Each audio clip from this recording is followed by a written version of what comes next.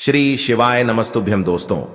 पूज्य गुरु जी ने अभी अपनी कल की शिव महापुराण की कथा सोमवार अष्टमी के दिन किया जाने वाला तुलसी की सूखी लकड़ी का एक ऐसा विशेष उपाय बताया है जो उन्होंने आज तक अपनी किसी भी कथा में नहीं बताया है। पूज्य गुरु जी ने कहा कि जब आपके हाथ तंग चल रहे हो, जब रुपए पैसे कहीं से प्राप्त ही ना हो पा रहे हो, जीवन में चारों तरफ से सिर्फ और सिर्फ परेशानियां आ गई हो, उनसे बाहर निकलने का कोई रास्ता ना दिखाई दे रहा हो, तो 5 मई 2025 सोमवार अष्टमी के दिन कर लेना। तुलसी की सूखी लकड़ी वाला यह उपाय होगी, हर मनोकामना पूरी मिलेगी, सभी दोषों से मुक्ति, इतना धन आएगा कि संभाले नहीं संभलेगा। माता लक्ष्मी जी और महादेव जी के आशीर्वाद से पूरे साल धन बरसता रहेगा। दोस्तों, जैसा कि आप सभी लोग जानते हैं कि 5 मई 2025 यानी सोमवार को पड़ रही है वैशाख महीने की अष्टमी तिथि। और दोस्तों, यह वह तिथि है जो वैशाख महीने में पड़ने वाली सबसे बड़ी और वैशाख महीने की पहली अष्टमी तिथि है, क्योंकि यह सोमवार के दिन पड़ रही है और हमारे हिंदू धर्म में इसका बहुत ही बड़ा और विशेष महत्व होता है। पूज्य गुरु जी ने कहा है कि अगर कभी भी मौका लग जाए और वैशाख महीने की अष्टमी तिथि सोमवार को पड़ जाए, तो आप लोगों को सिर्फ और सिर्फ तुलसी की सूखी लकड़ी वाला उपाय तो अवश्य ही करना चाहिए। इन दोनों का संयोग बहुत ही कम आता है। इसी के साथ में गुरु जी ने अपनी शिव पुराण कथा में बताया है कि इस दिन आपको तुलसी की सूखी लकड़ी वाला उपाय तो आपको अवश्य ही करना चाहिए, क्योंकि ऐसा दिन पूरे साल में सिर्फ एक ही बार आता है। और दोस्तों, आप सभी लोग जानते हो कि सोमवार का अगर सबसे बड़ा कोई उपाय है तो वह तुलसी की सूखी लकड़ी वाला उपाय है। तो दोस्तों, सोमवार अष्टमी के दिन आप लोगों को इस तुलसी की सूखी लकड़ी वाला उपाय को जरूर करना है। बहुत सारे लोग होंगे जिन लोगों ने इस उपाय को ना किया हो, मतलब पूरा साल निकल गया, उन्होंने किसी भी दिन इस तुलसी की सूखी लकड़ी वाला उपाय को ना किया हो। पर दोस्तों, आपके पास एक आखिरी मौका बचा हुआ है, जो कि 1 मई सोमवार के दिन है। इस दिन आप लोगों को इस वाले उपाय को जरूर कर लेना है। भले ही आपने पूरे महीने भर इस उपाय को ना किया हो, पर अगर आपने इस वैशाख महीने के सोमवार अष्टमी के दिन अगर इस वाले उपाय को कर लिया, तो आपको इस उपाय को करने का वह फल मिलेगा जिसकी आपने कभी कल्पना भी नहीं करी होगी। इसीलिए आप लोग इस वाले उपाय को एक बार जरूर कर लेना है, ताकि आप लोगों के हाथ से यह मौका ना जा सके और आपको इस उपाय को करने का फल मिल सके। दोस्तों, यह उपाय पंडित जी ने अपनी अभी की ही श्री शिव महापुराण की कथा में बताया है। जी, इस उपाय को आज हम आपको बहुत अच्छे से समझाने वाले हैं। इस वीडियो को देखने के बाद इस उपाय को समझने के लिए आपको कोई और वीडियो को देखने की जरूरत नहीं पड़ेगी। तो चलिए दोस्तों, उपाय को शुरू करते हैं। देखिए, यह इस वैशाख महीने के सोमवार के दिन यह इतना खास होता है, इतना महत्वपूर्ण होता है। देखा गया है कभी कभी बड़े बड़े पूजा पाठ अनुष्ठान से जो मनोकामना पूर्ण नहीं होते, वह वैशाख महीने की सोमवार के दिन एक छोटे से उपाय करने से ही आपकी मनोकामना पूर्ण हो जाती है। और बहुत सारे लोगों ने इस उपाय को किया भी है और उनको इस उपाय को करने का फल भी जरूर मिला है। अगर आप लोग भी इस उपाय को करना चाहते हैं, तो आप इस उपाय को पहले अच्छे से समझ लेना, सुन लेना, उसके बाद करना। आपको इस उपाय का फल जरूर मिलेगा। और इस उपाय को कर लेने से आपके घर में चाहे किसी भी प्रकार की दुख और समस्या क्यों ना चल रही हो, आपको उसका कारण भी नहीं पता है कि भाई यह समस्या किस कारण से चल रही है। उसका कुछ भी कारण हो सकता है, जैसे पितृदोष हो सकता है या किसी भी तरह का मंगल दोष भी हो सकता है। तो इस दिन आप लोगों को यह वाला उपाय कर लेना है। यह एक ऐसा उपाय है जिस उपाय को अगर किसी विशेष दिन पर किया जाए, तो भाई उस विशेष दिन का जो है वह तो हमें मिलता ही मिलता है। पर हमने उस दिन पर इस उपाय को किया है तो हमें उससे भी बड़ा फल मिलता है, और फल बहुत जल्दी मिलता है, क्योंकि आप इस उपाय को बहुत ही बड़े और विशेष दिन पर कर रहे हो। तो चलिए अब उपाय के बारे में बात करते हैं। लेकिन उससे पहले आप लोगों को यह जानना आवश्यक है कि आखिर यह उपाय किस समय करना है, किसको करना है और कैसे करना है। तो चलिए हम आगे आपको वीडियो में एक एक करके बता देते हैं। लेकिन उससे पहले अगर आप लोग हमारे ज्ञान की बातें चैनल पर पहली बार आए हैं, या फिर मेरी आवाज आज पहली बार सुन रहे हैं तो हमारे ज्ञान की बातें चैनल को सब्सक्राइब जरूर कर लेना और इस वीडियो को लाइक करके कमेंट बॉक्स में श्री शिवाय नमस्तुभयम ओम नमः शिवाय जरूर टाइप कर देना। तो दोस्तों, इस तुलसी की सूखी लकड़ी वाला उपाय को हमें इस सोमवार के दिन कैसे करना है, किसको करना है, किस समय करना है और कहां पर करना है, ये सारे सवालों के जवाब आपको इस वीडियो में मिल जाएंगे। और जो यह वीडियो देखेगा भाई, उसको तुलसी की सूखी लकड़ी वाला उपाय जरूर करना चाहिए, क्योंकि इस दिन काला तिल का भी बहुत ही बड़ा और विशेष महत्व होता है। बात आ जाए तुलसी की सूखी लकड़ी वाला उपाय की, तो यह सोने पर सुहागा वाली बात हो जाती है और यह एक बहुत ही बड़ा उपाय हो जाता है इस सोमवार का। तो अब दोस्तों, इस तुलसी की सूखी लकड़ी उपाय को आखिर करना किसको है, सबसे पहले हम लोग वह बात जान लेते हैं। तो देखो, घर की जो बड़ी माताएं बहनें होती हैं, उन माताओं बहनों में से कोई भी एक बड़ी माता बहन इस वाले उपाय को कर सकती है। और दोस्तों, अगर आप चाहें तो अपने घर में से सभी सदस्यों को भी इस उपाय को करवा सकते हैं। अगर किसी व्यक्ति की खुद की कोई मनोकामना है, खुद की कोई दुख और परेशानी है जो कि वह अपने लिए ही करना चाहता है, इस वाले उपाय को तो वह खुद अपने लिए भी कर सकता है। बाकी अगर कोई घर में से ऐसा है जो कि अपने पूरे घर परिवार की सुख और शांति के लिए यह वाला उपाय करना चाहता है, तो भाई वह भी कर सकता है। उसमें भी कोई दिक्कत वाली बात नहीं है। कहने का मतलब यह है कि इस उपाय को हर एक सदस्य भी कर सकता है और पूरे घर परिवार के सदस्य के लिए घर की बड़ी माताओं बहनों में से कोई एक माता बहन भी कर सकती है।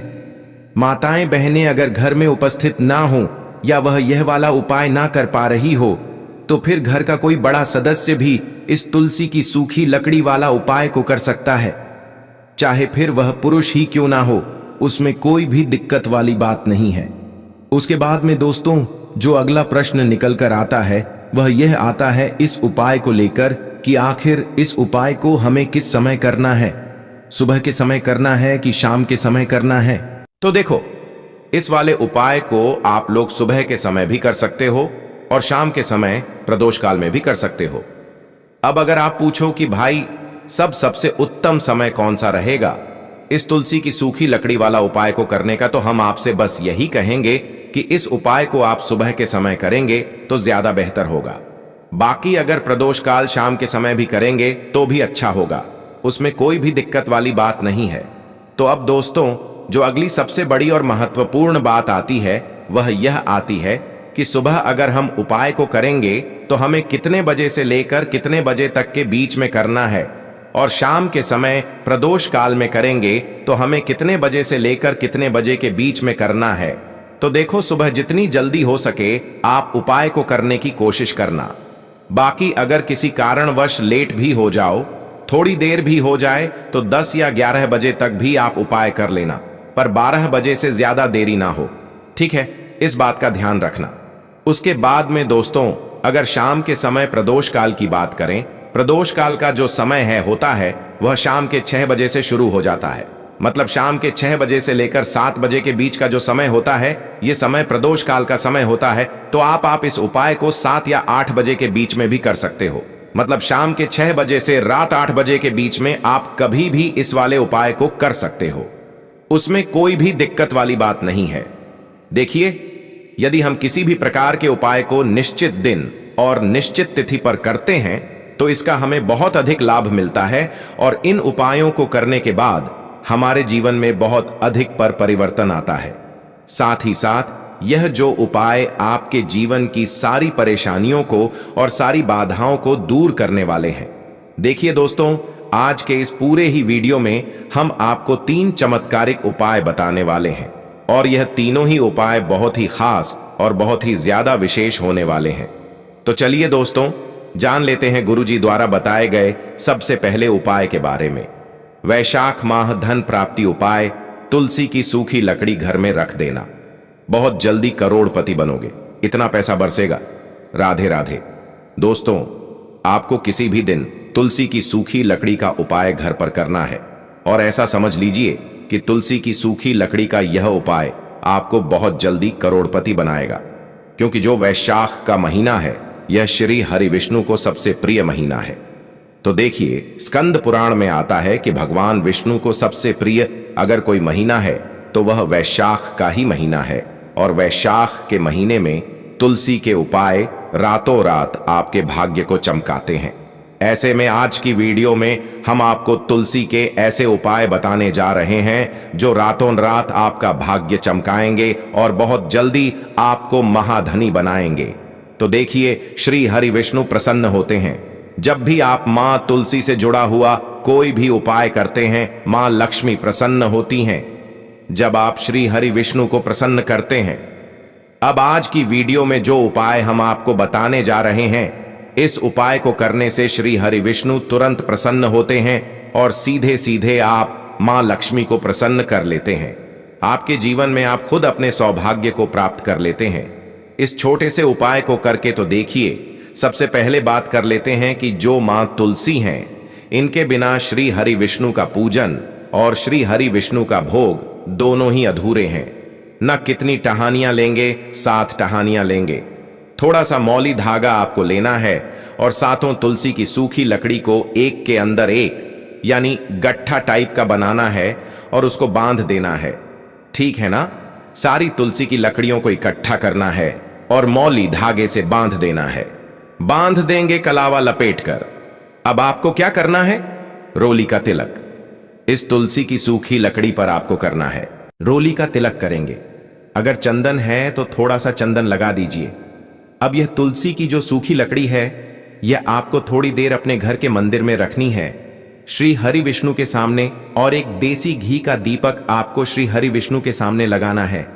दीपक गोलबाती का लगाएंगे और उसमें एक चुटकी पिसी हुई हल्दी डाल देंगे। ठीक है ना? श्री हरि विष्णु को हल्दी बहुत प्रिय है। दीपक लगा देंगे। थोड़ी देर वह जो तुलसी की लकड़ियां हैं उनको ऐसे ही रखा रहने देंगे। तिलक कर देंगे। अब थोड़ी देर बाद आपको क्या करना है?